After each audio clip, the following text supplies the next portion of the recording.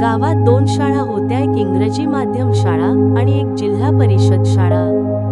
तन्वी रोज सकाळी आनंदाने आपल्या जिल्हा परिषद शाळेत जायची. शाळेत पोहोचताच ती म्हणायची, चला आज नवीन काहीतरी शिकायचं. मास्तर प्रयोग दाखवायचे. सगळे विद्यार्थी बागेत झाडांना पाणी घालायचे, गाणी म्हणायचे आणि गोष्टी तयार करायचे. एक दिवस आरव जो खासगी इंग्रजी शाळेत जायचा तिला म्हणाला, तुमच्याकडे एसी नाही, कम्प्युटर नाहीत, मग शिका काय? तन्वी हसून म्हणाली, मग एक दिवस आमच्याकडे ये ना.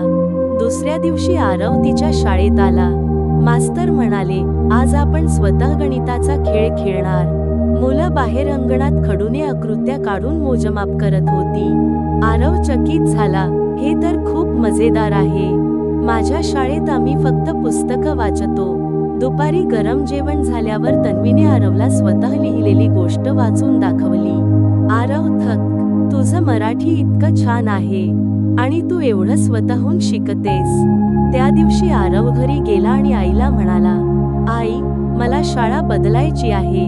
मला अशी शिकायचं आहे जिथे शिकणं म्हणजे अनुभव घेणं. तन्वी आणि नंतर आरवही तन्वी सोबतच जिल्हा परिषद शाळेत आनंदाने जाऊ लागला. पालकांनो, जागृत व्हा. आपल्या मुलांना जिल्हा परिषद शाळेत प्रवेश घ्या आणि निश्चिंत राहा.